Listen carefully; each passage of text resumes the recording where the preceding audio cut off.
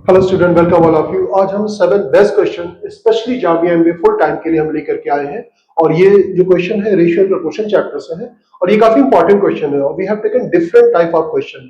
ये सभी question different है और सब में हिडन कॉन्सेप्ट है, वो भी हम आपको जरूर बताएंगे। और आप एक बार क्वेश्चंस को एक बार आप देख लें कि अगर आपके लिए बेनिफिशियल हो तो आप वीडियो जरूर कंटिन्यू करें। तो चलिए पहले फर्स्ट क्वेश्चन हम सॉल्व करते हैं। और क्योंकि जैसे आपको पता होगा कि जामिया में फुल टाइम में जो क्वेश्चंस आते हैं उनका स्टैंडर्ड लिटिल बिट बेटर रहता है। जैसे फुल आपने देखा होगा भी हेल्थ केयर का अगर आपने एग्जाम दिया होगा तो हेल्थ केयर में क्वेश्चंस का जो लेवल रहता है वो थोड़ा सा मॉडरेट रहता है। तो जामिया में अनसर्टेनिटी भी रहती है कि क्वेश्चन जैसे 2023 में इजी क्वेश्चंस आए थे, 2024 में जो है वो कैट के पीवाईक्यूज थे, तो उसी को ध्यान में रखते हुए इन सभी क्वेश्चनों को कलेक्ट किया गया है। तो वन बाय वन क्वेश्चनों को हम सॉल्व करेंगे और जो कॉन्सेप्ट हिडन है वो भी हम सीखने की कोशिश करेंगे। तो चलिए, तो फर्स्ट क्वेश्चन हमारा 3 numbers are in AP. Sum of these numbers is 6 and the ratios of the first to the third is 1:3. The product of the number is। देखिए, ऐसे क्वेश्चंस काफी इंपॉर्टेंट होते हैं जब किसी एक क्वेश्चंस को किसी एक चैप्टर से दूसरे चैप्टर को लिंक कर दिया जाता है। जैसे इस क्वेश्चन में आप देख रहे होंगे चैप्टर हमारा रेशियो एंड प्रोपोर्शन है, लिंक किया गया है ये एपी से अरिथमेटिक प्रोग्रेशन से। तो ये इस तरह के क्वेश्चंस जो है काफी इंपॉर्टेंट होते हैं। आजकल ट्रेन में भी ये पूछे भी जाते हैं इस तरह के क्वेश्चन। तो 3 नंबर जब भी कभी हम एपी में ज्यूम करना हो तो हम क्या ज्यूम करेंगे? ए माइनस डी, ए और ए प्लस डी। हमेशा याद रखिएगा 3 नंबर जब भी आपको ज्यूम करना हो तो हम यही अज्यूम करेंगे। नेक्स्ट क्वेश्चन में मैंने जो लिया है वो 4 नंबर जब हमें अज्यूम करना होता है तब कैसे अज्यूम करेंगे वो भी उस क्वेश्चन को भी मैंने सेलेक्ट किया है। तो इनका सम जो दिया गया वो किसके बराबर है? 6 के बराबर है। अब देखिए ये ऐसे नंबर क्यों लिया था, यहाँ पे मैं कॉमा हटा के प्लस लगा दूं। तो जब आप इस तरह से नंबर कंसीडर करते हैं तो क्या होता है, डी से डी कैंसिल हो जाता है, यानी कि 3a = 6 के बराबर हो जाएगा तो a की वैल्यू 2 के बराबर होगी। अगर आपने पहले से और प्रैक्टिस की है तो ये भी करने की जरूरत नहीं थी कि इनका सम जो होता है वो 3a के बराबर होता है। तो 3a = 6, a की वैल्यू क्या निकालनी? 2 निकालनी। अब हमें डी भी चाहिए। डी कैसे निकालेंगे उसके लिए दूसरी कंडीशन दी गई है, and the ratios of the first and the third. First हमारा क्या है? a माइनस डी का रेशियो जो दिया गया है हम इसे इस तरह से लिख ले, इसको अपॉन में लिख ले। और थर्ड नंबर क्या है हमारा? a plus B. इनका रेशियो जो दिया गया है 1:3 यानी कि 1/3। अब इसको हम लोग सॉल्व करने की कोशिश करेंगे। a के स्पेस पे directly we can write here 2, तो 2 माइनस डी और ये हो जाएगा 2 प्लस डी = 1/3। तो अब इसे सिंप्लीफाई करते हैं, ये आ जाएगा कितना? ये आ जाएगा हमारा 6d और ये 2 इधर जाएगा, ट्रांसपोज करेंगे। कोशिश करें कुछ स्टेप को आप स्किप कर लिया करें, ओरली सॉल्व करने की कोशिश करें। 3 2 6 और 2 1 2, ये माइनस कर लेंगे और ये जाएगा हमारा d और ये 3d इधर ले आएंगे, ट्रांसपोज करेंगे तो ये आ जाएगा 3d। यानी कि ये आ गया हमारे पास, स्पेस हमारे पास कम पड़ रहा है तो 4d = 4 हो जाएगा। तो d की वैल्यू क्या आ जाएगी? 1। अब हमने a की वैल्यू निकाल ली, d की वैल्यू निकाल ली, हमें क्या फाइंड करना था? Product of the numbers. तो पहले हम नंबर्स निकाल लें। a के स्पेस पे 2 रखेंगे, d के स्पेस पे 1 रखेंगे, तो 2 - 1 क्या हो जाएगा? 1 हो जाएगा और ये नंबर हमारा 2 हो जाएगा और ये 2 + 1 कितना हो जाएगा? 3। इनका प्रोडक्ट कितना हो जाएगा? 3 2 6। Is the ready option A is right answer. तो ये बहुत ही सिंपल सा क्वेश्चन था। बस इस क्वेश्चन से हम लोगों ने क्या सीखा कि हमें 3 नंबर जब भी एपी में अज्यूम करना होगा तो a माइनस डी, a और a प्लस डी हम अज्यूम करेंगे। चलिए नेक्स्ट क्वेश्चन देखते हैं। देखिए नेक्स्ट क्वेश्चन जो हमने लिया ये इसमें क्या कह रहा है? 56 is divided into the 4 parts in AP. Again, अब हमें 4 नंबर कंसीडर करना है AP में। तो whenever we have to assume the 4 numbers in AP, always we will assume a minus 3d। देखिए याद करने का तरीका दिमाग में बैठा लीजिए अगर आपको नहीं पता है। यहाँ पे स्टार्टिंग a minus 3d से होगी और एंड हो जाएगा हमारा a plus 3d से। उसके बाद आता है हमारा a minus d और फिर आ जाएगा a plus d। आप इसको ध्यान से देखें, ये 4 नंबर a minus 3d, एक माइनस वाला है तो एक क्या है? प्लस वाला है। a माइनस डी माइनस है तो a प्लस डी क्या है? प्लस है। इस तरह से 4 नंबर जब भी अज्यूम करना होता है तो हम इसी को अज्यूम करते हैं। और इनका सम कितना? 56 को ही डिवाइड किया गया 4 पार्ट्स में, यानी कि इनका अगर हम सम करेंगे, आप सम करके देखिए, ये 3d से 3d कैंसिल हो जाएगा, d से d, यानी कि ये 4a = किसके बराबर हो जाएगा? 56 के बराबर हो जाएगा। तो a = क्या हो जाएगा? 40। a की वैल्यू हम लोगों ने निकाल ली। अब हमें d फाइंड करना है, उसके लिए भी दूसरी कंडीशन हम सर्च करेंगे। क्या है? Such that the ratios of the product of there extreme. जैसे अगर आपने रेशियो का क्वेश्चन अच्छे से पढ़ा होगा तो जैसे a:b, c:d, इसे बोलते हैं एक्सट्रीम, जो बाउंड्रीज पे होते हैं, इसे बोलते हैं मीन। तो इन चीजों का ध्यान में रखिएगा। तो हमें यहाँ पे क्या दिया गया है? Such that the ratios of product of there extreme, यानी कि a माइनस 3d और ये हो जाएगा a प्लस 3d। ये जो एक्सट्रीम पे थे इनको हमने मल्टीप्लाई कर लिया, इनका प्रोडक्ट निकाल लिया।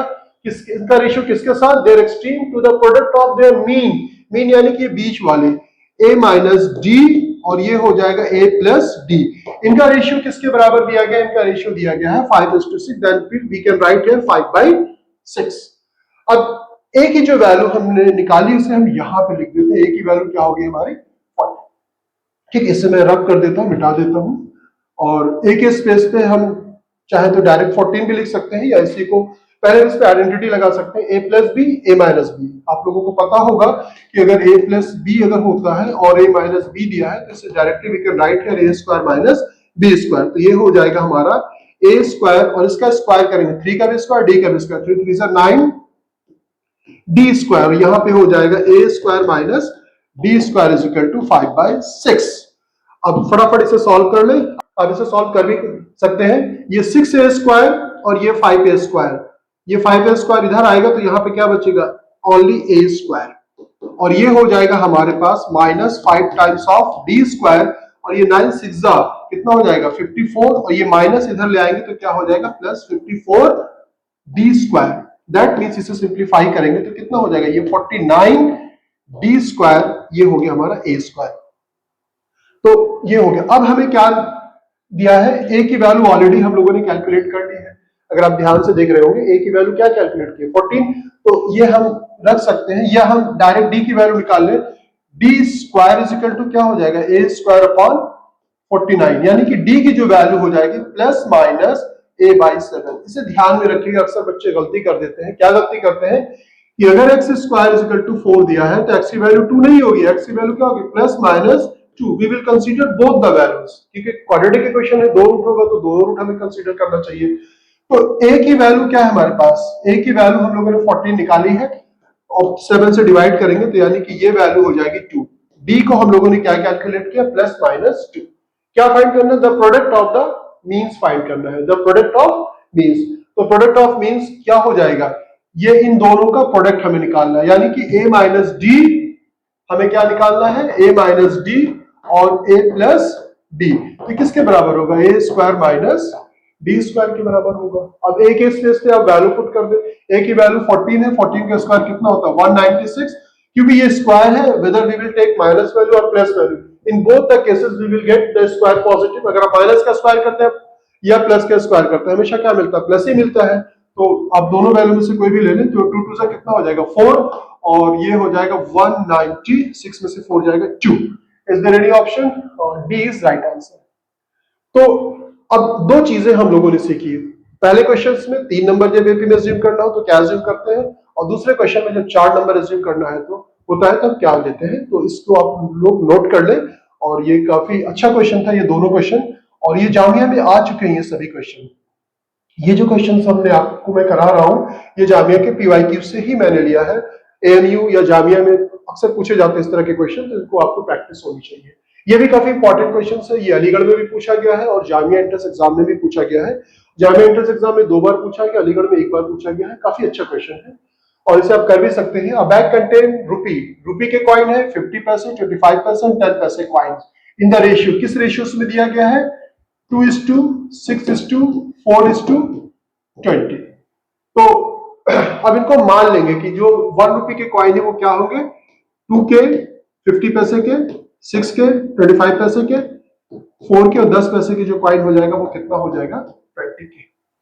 और इनकी सब वैल्यू जब सम करते हैं, जैसे आपने पिगी बैंक में पैसा डाला होगा, जब आप तोड़ते हैं तो आप क्या करते हैं? 1 रुपीज के कॉइन को एक्यूमुलेट कर लेते हैं, फिर 50 पैसे के जितने भी पैसे के कॉइन्स होते हैं फिर क्या करते हैं? 1 रुपीज डाले, अगर मान लीजिए 10 कॉइन तो उसकी वैल्यू 10 हो गई, और 50 पैसे के अगर 10 कॉइन है तो उसकी वैल्यू क्या होगी? उसके हम 2 से डिवाइड कर देंगे तो उसकी वैल्यू कितनी हो जाएगी? रुपीज में 5 हो जाएगी। तो आपको ये पता है कि जो 50 पैसे का कॉइन होता है उसे 2 से डिवाइड कर दे, रुपीज में कन्वर्ट हो जाएगा। 25 पैसे के जो कॉइन्स होते हैं उसे 4 से डिवाइड कर दे, रुपीज में कन्वर्ट हो जाएगा। और जो 10 पैसे के कॉइन होते हैं 10 से 10 से अगर हम डिवाइड कर देते हैं तो वो रुपीज में कन्वर्ट हो जाएंगे। रुपीज में या चाहे पैसे में भी कन्वर्ट कर सकते हैं, कोई इश्यू नहीं होगा। 800 है, इसको भी आपको पैसे में ही बदलना पड़ेगा, लेकिन ये वैल्यू रुपीज में दी गई टोटल। तो ये 2 रुपीज, ये हमारा क्या है? 1 रुपीज के कॉइन कितने हैं? 2 के है। प्लस 50 पैसे के कॉइन कितना है 6, तो इसे 2 से डिवाइड कर देंगे। 25 पैसे के कॉइन कितने हैं 4 के हैं, इसे 4 से डिवाइड कर देंगे। इसमें मिटा रहा हूं 1 मिनट। और ये प्लस 10 पैसे के जो कॉइन है 10 से डिवाइड कर देंगे, तो इसके सम किसके बराबर हो जाएगा 800 के बराबर। दैट मीन्स अब आपने सारे कॉइन्स को काउंट कर लिया है, रुपीज में कन्वर्ट करके जब काउंट करेंगे तो उसकी वैल्यू किसके बराबर आ रही है 800 के बराबर आ रही है। इसे सिंप्लीफाई कर ले, ये 3 4 से 4 कैंसिल हो जाएगा, 2 के 1 के 3 के 6 के और 2 के कितना आ गया 8 के की वैल्यू 800 के बराबर है। तो के की वैल्यू क्या आ जाएगी, के की वैल्यू आ जाएगी 100। के हमने 100 निकाल लिया। अब इस दो तरह के क्वेश्चंस पूछे जाते हैं, कभी नंबर ऑफ कॉइन्स पूछे जाते हैं, कभी उनकी वैल्यू कितनी होगी। अगर नंबर ऑफ कॉइन्स पूछा जाए तो ये कितना हो जाएगा 200, यहां पे रखेंगे तो कितना हो जाएगा 600, यहां पे रखेंगे कितना हो जाएगा 400, यहां के की वैल्यू 100 पुट करेंगे तो कितना हो जाएगा 2000। अगर नंबर ऑफ कॉइन्स पूछा जाएगा तो 200 600 400 2000, ये नंबर ऑफ कॉइन्स हो जाएंगे 1 रुपीज के, 50 पैसे के, 25 पैसे के और 10 पैसे के। लेकिन हमें फाइंड क्या करना है, find the value of the coins of 10 पैसे। तो अब देखिए 10 पैसे की जो टोटल कॉइन कितने हैं 2000 है। ऑब्वियस 10 से अगर आप डिवाइड कर दोगे तो कितना हो जाएगा, उसकी वैल्यू कितनी आ जाएगी 200 रुपए। तो is there any option, B is right answer. चलिए नेक्स्ट क्वेश्चन 4 सॉल्व करने की कोशिश करते हैं। ये भी बहुत इंपॉर्टेंट क्वेश्चन है और ये कई बार पूछा भी गया है, एसएससी एग्जाम्स में भी ये पूछा गया है, एसएससी मेंस में पूछा गया है। तो ये काफी अच्छा क्वेश्चन है, जामिया एंट्रेंस एग्जाम में 2 बार पूछा गया है। तो ये क्वेश्चंस मेरी साइड से इंपॉर्टेंट हो सकता है, मेरी पॉसिबिलिटीज है कि सॉल्व रिपीट भी कर सकता है। तो ध्यान से देखिएगा इस क्वेश्चंस को। The cost of the diamond is the varies directly proportional of the square its weight. तो डायरेक्टली प्रोपोर्शनल क्या होता है कि जब कोई क्वांटिटी बढ़ती है उसी के रिस्पेक्ट में दूसरी क्वांटिटी बढ़े तो उसे बोलते हैं डायरेक्टली प्रोपोर्शनल। जब एक क्वांटिटी बढ़ती है उसी के रिस्पेक्ट में दूसरी क्वांटिटी घटती है तो उसे बोलते हैं इनवर्सली प्रोपोर्शनल। क्वेश्चन क्या है, एक हमारा ये डायमंड है जो टूट जाता है, ठीक है, 4 पार्ट में टूटता है। एक पार्ट का ये मान ली छोटा सा बना लिया, दूसरा ये और ये। इनके जो वेट है 1:2, 2:2, 3:4 में है। तो इनके वेट को हम मान लेते हैं, क्या इसका वेट हो जाएगा, इसके वेट को हम मान लेते हैं, जब देखिए रेशियो हटता है तो वो कांस्टेंट लगाता है, इसको हम W मान लेंगे, 2W, 3W एंड ये 4W। ये चीजें आपको समझ में आ रही होंगी। इनके वेट को स्मॉल w हमने अज्यूम किया है, ये होगा। अब ये जो डायमंड टूट करके बने हैं, बड़े डायमंड से ही टूट करके बने हैं, तो इनका वेट क्या हो जाएगा, अगर इसको सम कर ले 4 + 3 7 + 2 9 + 1, तो इनका जो वेट हो जाएगा, इसका वेट हो जाएगा हमारा क्या हो जाएगा 10 स्मॉल w। होगा कि नहीं, इन्हीं को हम सम कर लें, क्योंकि जो बड़े डायमंड को टूटने से ये बने हुए, तो इनका वेट इनके वेट के क्या होगा, बराबर होगा। अब क्या होगा कि इनकी कॉस्ट को अगर हम मान लें, उनकी कॉस्ट को हम C1 मान लें, तो इनकी कॉस्ट डायरेक्टली प्रोपोर्शनल टू क्या हो जाएगा W स्क्वायर के।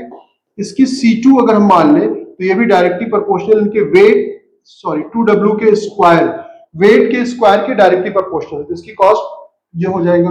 और इस वाले की यहां पे मैं लिख देता हूं C3 इज डायरेक्टली प्रोपोर्शनल और ये हो जाएगा 3W स्क्वायर के बराबर, और C4 यानी कि इस वाले डायमंड की जो कॉस्ट हो जाएगी ये हो जाएगी 4W स्क्वायर के बराबर। तो दैट टोटल कॉस्ट क्या हो जाएगी, अगर इसकी टोटल कॉस्ट को हम C' मान लें तो वो कितनी हो जाएगी, आप देखिए। और प्रोपोर्शनलिटी का साइन जब भी हम हटाएंगे तो यहाँ पे कांस्टेंट लगा देंगे, यानी कि C1 हमारा इक्वल टू हो जाएगा KW स्क्वायर और C2 हो जाएगा हमारा 2 2 4 KW स्क्वायर, और इसी तरह से ये हो जाएगा C3 की अगर हम बात करें तो K times of 9W square, और C4 जो हो जाएगा हमारा ये हो जाएगा K times of 4 4 16W square. अब हम इसको अगर हम सम कर ले तो कितना हो जाएगा, ये अगर आप सम करें 16 और 4 हमारा कितना हो गया 20, और 20 हो जाएगा और ये 9 हो जाएगा 29 और ये 30, यानी कि ये हो जाएगा 30 KW स्क्वायर। ये जो कॉस्ट हमने निकाली है ये किसकी निकाली है, इन सभी डायमंडों की टोटल कॉस्ट कितनी निकाली हमने 30 टाइम्स ऑफ KW स्क्वायर। ये आई थिंक आपको समझ में आ रहा होगा, ज्यादा टफ नहीं है। अब बड़े वाले डायमंड की कॉस्ट क्या रही होगी, इसकी कॉस्ट को अगर हम C मान ले, डायरेक्टली प्रोपोर्शनल जो इसका वेट है इसके स्क्वायर के डायरेक्टली प्रोपोर्शनल, वेट इसका 10W है तो कितना हो जाएगा, ये हो जाएगा C इक्वल टू, यहां पे भी सेम रेशियोज हम K ही लेंगे कांस्टेंट, तो 10 10 का कितना हो जाएगा 100W स्क्वायर। अब इसे ध्यान से देखें, यहां पे K times of 100W square है, यहां पे K times of 30W square है। तो यहां पे देखिए वेट क्या, उसकी कॉस्ट क्या होगी, कम होगी, कितनी कम हुई, इसका डिफरेंस अगर हम देख लें कितना लॉस हो रहा है, लॉस जो हो रहा है ये कितना हो रहा है हमारे पास, ये 70 kW स्क्वायर, और ये गिवन लॉस कितने के बराबर है नंबर्स में, 70,000 के बराबर है, तो ये बराबर होगा आपका 70,000। तो अब ये एक जीरो ये कट होगा, एक जीरो ये कट हो जाएगा, और 7 से ये कट हो जाएगा, यानी कि ये जो वैल्यू आ जाएगी kW स्क्वायर की वैल्यू हमने क्या निकाल ली, 1000 निकाल ली। यही मेन था इस क्वेश्चन में, kW स्क्वायर की वैल्यू कितनी निकाली, 1000। What we have to find here, find the original price of the diamond. Original price of the diamond क्या है हमारा, k times of 100 W square. तो यहां पर हम W स्क्वायर k के स्पेस पर अगर 1000 रखेंगे और 1000 100 से हमारा मल्टीप्लाई हो जाएगा, 1000 को 100 से मल्टीप्लाई कर देंगे तो इसकी कॉस्ट कितनी हो जाएगी, 1 लाख रुपीस हो जाएगी। यानी कि बड़े वाले डायमंड की कॉस्ट कितनी थी, 1 लाख रुपीस, और छोटे वाले की निकालना है टोटल कॉस्ट अगर हम निकालना है तो kW स्क्वायर के स्पेस पे हम क्या रखेंगे, 100, तो ये कितना हो जाएगा, ये हो जाएगा 30,000 हो जाएगी। अब देखिए ये 1 लाख, ये 30,000, लॉस कितना हुआ, 70,000 का हुआ कि नहीं हुआ। इस क्वेश्चन को आप जरूर करके जाएंगे, ये काफी इंपॉर्टेंट और बहुत ही अच्छा क्वेश्चन है। तो इस तरह से आप रिवाइज कर लें सभी चैप्टर को। पर डे का टारगेट आप ये डिसाइड करें कि हमें 2 चैप्टर 3 चैप्टर डेली हमें रिवाइज करना है। इस तरह से अगर करें, क्योंकि आपके पास टाइम बहुत कम है, तो 1 बाय 1 एक चैप्टर को आप रिवाइज करें। देखिए ये भी बहुत अच्छा क्वेश्चन है, बेसिकली अलीगढ़ में आया हुआ है और ये काफी इंपॉर्टेंट क्वेश्चन है, तो मैंने सोचा इसको भी बता दें। इसके पीछे भी एक हिडन कॉन्सेप्ट है जो मैं आपको समझाऊंगा। दिया क्या है, हमें क्या फाइंड करना, द मिनिमम वैल्यू किसकी, b प्लस सी अपॉन ए प्लस सी प्लस ए अपॉन बी प्लस ए प्लस बी अपॉन सी। इसकी मिनिमम जो वैल्यू जो आपको जो दी गई है, the minimum value of this हमें फाइंड करनी है, where ABC are the positive integer is. अगर आपको कॉन्सेप्ट नहीं पता है ना, तो ऐसे क्वेश्चन को करने में ना आपको बहुत ज्यादा टाइम लग जाता है। बच्चे हिट एंड ट्रायल लेते हैं कि इसकी ए की वैल्यू इतनी ले ली, बी की वैल्यू इतनी ले ली, इसके बाद सॉल्व किया। अब जैसे मान लीजिए आपने ये सोचा कि इसके में मिनिमम वैल्यू निकालनी है, ये पॉजिटिव नंबर है, 1 1 ले ले, तो 1 प्लस 1 कितना हो जाएगा, 2, 2 बाई 1 तो कितना हो जाएगा, ये 2 हो जाएगा, ये 2 हो जाएगा, ये 2 हो जाएगा। तो उससे भी आप इसकी वैल्यू आप डायरेक्टली आप निकाल सकते हैं, 6 होगी, ऑब्वियस 6 ही आएगी।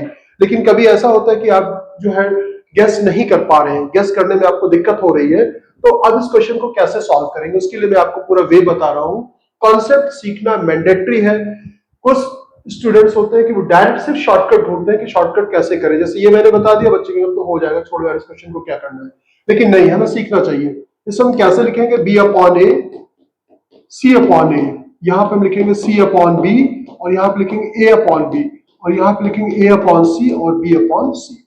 अब हमें क्या करना है, यहां पर ए बाई बी और बी बाई ए इसे एक्यूमुलेट कर लेंगे, इन दो को हमने एक्यूमुलेट कर लिया, ए बाई बी।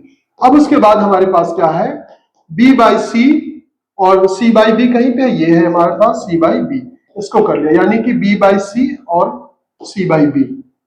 अब हमारे पास रिमेनिंग क्या बच रहा है, ए बाई सी और ये हो जाएगा सी बाई ए। मैंने क्यों इस तरह से इसको करेक्ट किया है मैं भी आपको बता रहा हूं। अब एक देखिए, जब आप कॉन्सेप्ट से मतलब क्वेश्चन को करते हैं एग्जामिनेशन हॉल में, तो आप किसी भी वे से कर दे, आपको किसी भी तरह से आपने गेस कर दिया, आप उसको कर देंगे तो आपको मार्क्स डेफिनेटली मिलना ही मिलना है। लेकिन ड्यूरिंग द प्रैक्टिस आपको क्या कुछ कॉन्सेप्ट सीखना चाहिए। जैसे यहाँ पे कुछ कॉन्सेप्ट मैं आपको और बता रहा हूँ। 2 नंबर अगर हमारे पास ए और बी है, तो इनका अरिथमेटिक मीन जो होता है, एपी में आपने डेफिनेटली क्लास 10 में पढ़ा भी होगा, a प्लस बी बाई 2 होता है।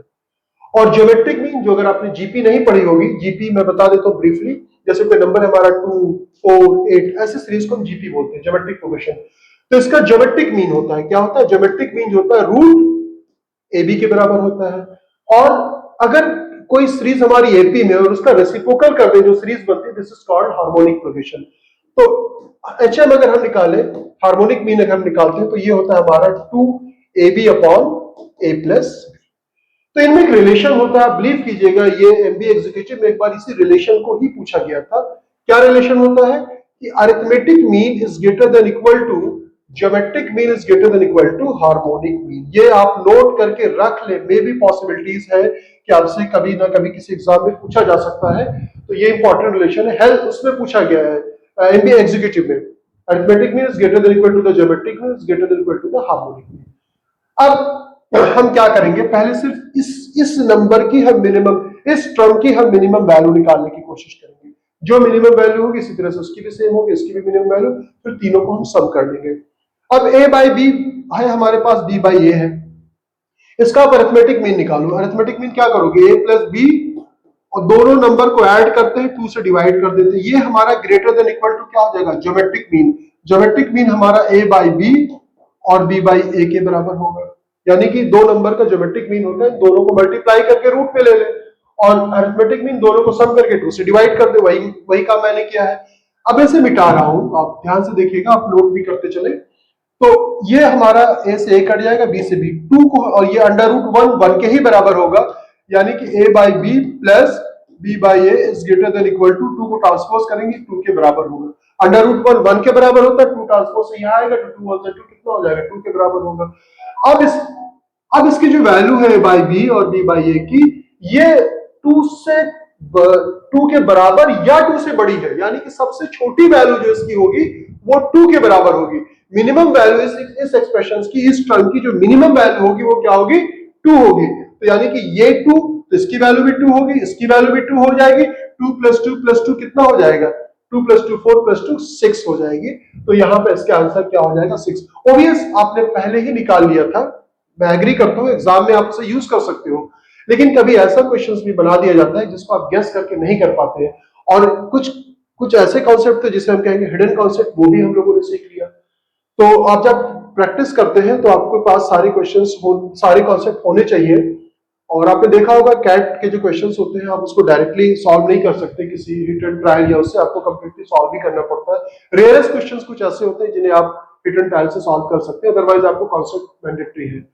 अब जैसे ये क्वेश्चन है, certain distance is covered by the train with the certain speed. एक सर्टेन डिस्टेंस है, डिस्टेंस को हम d मान लेंगे, सर्टेन स्पीड से कवर किया जा रहा है, half of the distance is covered in double time. अब यहाँ पे स्पीड s है और जो टाइम है वो क्या है, t है। अब डिस्टेंस हमारी हाफ हो गई, यानी कि d बाई 2 हो गई, और टाइम कितना लग रहा है, 2t लग रहा है। यहाँ पे स्पीड को हम s1 मान लेते हैं, यहाँ पे स्पीड को s2 मान लेते हैं, तो यहाँ पे स्पीड s1 कितनी हो जाएगी, स्पीड जो होती है डिस्टेंस अपॉन टाइम, यहाँ पे स्पीड हो जाएगी डिस्टेंस अपॉन टाइम, ऑब्वियस ये 2 इसके साथ आ जाएगा, तो d अपॉन ये कितना हो जाएगा 4t। यहाँ पे आपने ये स्पीड निकाली इसकी। What we have to find, हमें क्या फाइंड करना है, if half the distance double time then the ratios of this speed. यानी कि अब एग्जाम में जो क्वेश्चंस क्रिएट किए जाते हैं उसको ध्यान से आप पढ़ लीजिएगा, अक्सर पूछा गया रेशियो कुछ, आपने कैलकुलेट कुछ और कर दिया। Then the ratios of this speed to that of the original one. अब ऑब्वियस ये क्लियर कर दिया ओरिजिनल वर्ड लिख करके कि इसकी जो ओरिजिनल हमारी स्पीड ये थी, दिस स्पीड, यानी कि हमें जो फाइंड करना है s2 अपॉन s1 फाइंड करना है। एग्जामिनेशन हॉल में आप इतने ज्यादा प्रेशराइज होते हो कि आप उल्टा करके चले जाते हो, और उल्टा जो करोगे उसका भी ऑप्शन डेफिनेटली दिया होगा, अभी हम चेक करते हैं। s2 हमारा क्या है, b अपॉन 4t, और s1 क्या है, b अपॉन t। मैंने पहले भी कई वीडियोस में मैंने बताया कि अगर a बाई बी, मैंने पहले भी कई बार बताया, छोटा सा कॉन्सेप्ट ध्यान रखिएगा, a बाई बी है और ये c बाई डी है, तो a बाई बी ऊपर वाला, जब नीचे वाला फ्रैक्शन ऊपर जाता है तो रेसिप्रोकल हो जाता है, d बाई सी हो जाएगा। तो इसी तरह से इसको हम सिंप्लीफाई कर लेंगे, तो ये हो जाएगा हमारा d अपॉन 4t, और ये हो जाएगा ऊपर जाएगा तो क्या हो जाएगा, t अपॉन d। जिन बच्चों को पता डायरेक्ट कैंसिल कर देंगे, d से d, t से t कर देंगे, तो आप कर सकते हैं। ये हो गया। अब ऊपर क्या आ गया 1, नीचे क्या आ गया 4, रेशियो क्या हो गया 1:4। अगर आपने s1 को ऊपर लिया होता, s2 को नीचे लिया होता, तो आपका रेशियो क्या आता 4:1, और वो भी दिया है। आंसर आने के बाद बच्चा खुश हो जाता है कि हमने तो एग्जैक्ट सॉल्व कर दिया, लेकिन यहाँ पे हमें क्या फाइंड करना था, s2 अपॉन s1 फाइंड करना है। तो 1:4 is the option A is right answer. जरा से गलती करते हैं, ऑप्शंस यहाँ पे प्रेजेंट है, तो आप इसे नोट कर लें और इन क्वेश्चनों की प्रैक्टिस कर लेंगे। मेरे साइड से ये सारे क्वेश्चंस अच्छे मैंने कलेक्ट किए हैं, और इन क्वेश्चनों की प्रैक्टिस करनी भी चाहिए आपको। Next another very good question, ये जामिया एमबीए एंट्रेंस एग्जाम में पूछा गया है और काफी अच्छा क्वेश्चन है, इसकी भी आप प्रैक्टिस कर लें और कैट के पीवाईक्यूज जरूर कर लें।